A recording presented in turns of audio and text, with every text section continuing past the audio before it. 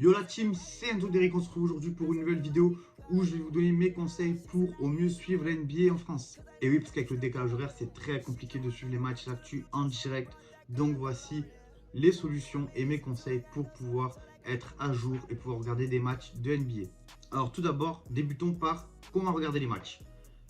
À la télé, le plus simplement avec Beansport, en prenant l'abonnement Beansport sur notre télé où tous les soirs, un certain nombre de matchs sont retranscrits en direct, que ce soit commenté en français ou même voir des fois en VO. Pour cela, il vous faut juste un opérateur télévision pour pouvoir souscrire à un abonnement télé Beansport, ou si vous n'en avez pas, vous pouvez directement vous inscrire sur le site, souscrire un abonnement et vous aurez accès au match via votre téléphone ou votre ordinateur. Une autre solution, celle-ci beaucoup plus coûteuse, est le NBA League Pass. Qu'est-ce que le NBA League Pass? C'est une plateforme de retransmission des matchs créée par la NBA elle-même, comme il se fait souvent aux États-Unis, ne serait-ce qu'avec le WWE Network pour le catch ou le NFL League Pass pour la Ligue de football américaine. Pour ceci, comptez à peu près 200 € l'année pour regarder toutes les équipes et 100 € l'année pour regarder les matchs d'une seule équipe. Ou alors, vous pouvez souscrire aussi à l'abonnement par mois qui est à 25 € par mois. Personnellement, c'est ce que j'utilise et malgré le prix certes conséquent, il y a de nombreux avantages. Premièrement, comme c'est avec mon cas, qui a souscrit à la ligue entière, je peux regarder les matchs de toutes les équipes quand bon me semble, que ce soit en direct ou en replay. Deuxièmement, si on souscrit à l'abonnement Premium, qui est à 30 € par mois ou 230 € l'année, nous pouvons regarder deux matchs à la fois, c'est-à-dire sur deux écrans différents, mettre deux matchs, ce qui est très pratique quand il y a plusieurs matchs à suivre et qu'on veut un peu garder l'œil un peu partout. Mais pour ça, il faut avoir débloqué le Sharingan.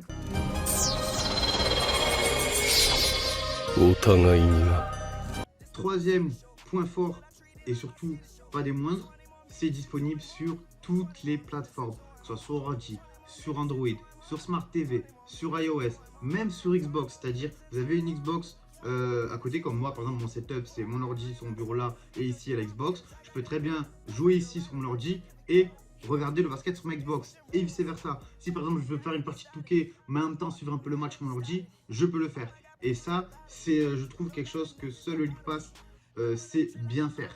Il y a aussi Beansport sur console mais la qualité n'est pas forcément au rendez-vous.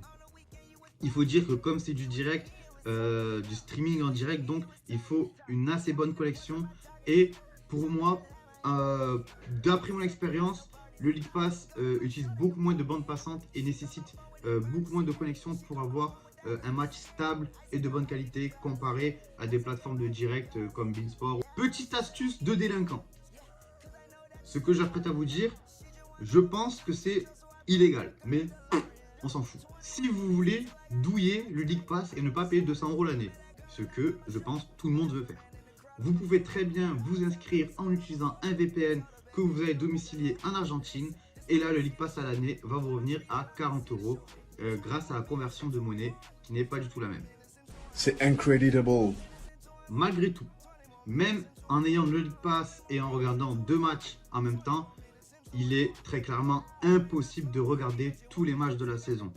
Dans ce cas-là, que faire? Parce que oui, beaucoup d'entre nous travaillent ou font des études, on n'a pas toujours le temps de regarder tous les matchs et d'être à jour sur tout. Dans ce cas-là, plusieurs solutions s'offrent à vous.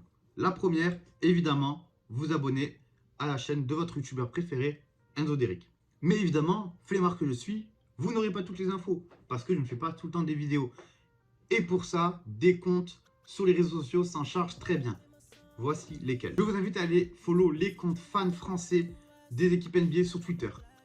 Comment les trouver? C'est simple, vous marquez le plus souvent, par exemple je vais prendre l'exemple des Clippers, c'est Clippers FR. Donc vous allez sur Twitter, vous marquez soit Clippers FR, soit Lakers FR, et vous aurez une liste de comptes qui vous sera proposée. Je vous mets ici quelques-uns de mes comptes préférés qui, je trouve, gèrent bien l'actu, sont assez réactifs, font souvent des live tweets et aussi ont une touche d'humour non négociable. Donc n'hésitez pas à aller follow les collègues qui s'affichent ici. J'en profite évidemment pour remercier le travail de tous ces gars de l'ombre parce que les gars, c'est très souvent du bénévolat, c'est très souvent de la passion et vraiment chapeau à vous pour prendre autant de temps et avoir d'aussi bonne expertise sur le monde de NBA tout en travaillant et ayant une vie à côté. Merci les gars, vous faites un taf super. Vous pouvez aussi follow les comptes de sites un peu plus professionnels entre guillemets et plus objectifs qui vont couvrir l'ensemble de l'NBA. Je mets ici mes préférés. Il y a du Trash Talk, il y a du Daily Dunk. Voilà, c'est des comptes qui vont aussi allier expertise, analyse, simple news et très souvent aussi humour parce que dans le Twitter game du NBFR, il y a beaucoup d'humour et beaucoup de clash. Si vous voulez les infos NBA à la seconde près, soit du trade, soit des blessures, je vous invite à follow les deux kings du Twitter américain de l'NBA, deux meilleurs insiders américains. J'ai nommé Woj, que je vais mettre par là, et Shams, que je vais mettre par là. C'est toujours soit l'un, soit l'autre qui vont sortir les infos en premier. Et je vous invite sérieusement à ne croire quasiment que eux. Si un des deux dit une info, elle est vraie. C'est sûr.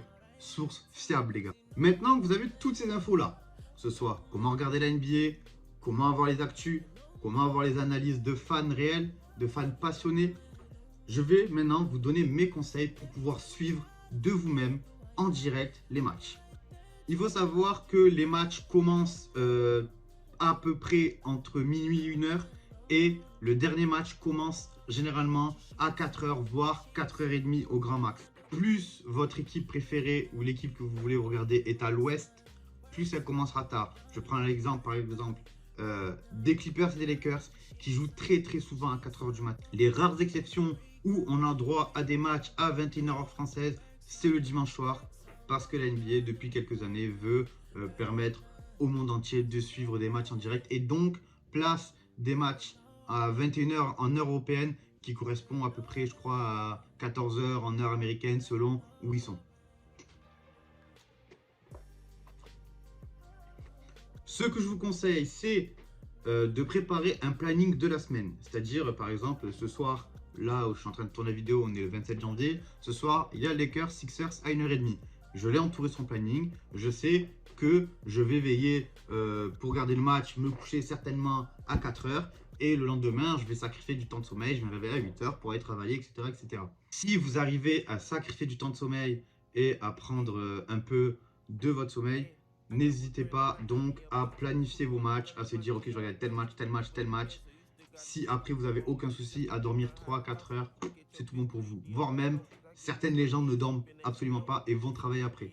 Ça m'est déjà arrivé. Si vous avez absolument besoin de sommeil, que ce soit au minimum 6 heures, ce que je vous conseille de faire, c'est de dormir avant le match. Par exemple, le match commence à 1h, et bien vous dormez de 20h à 1h.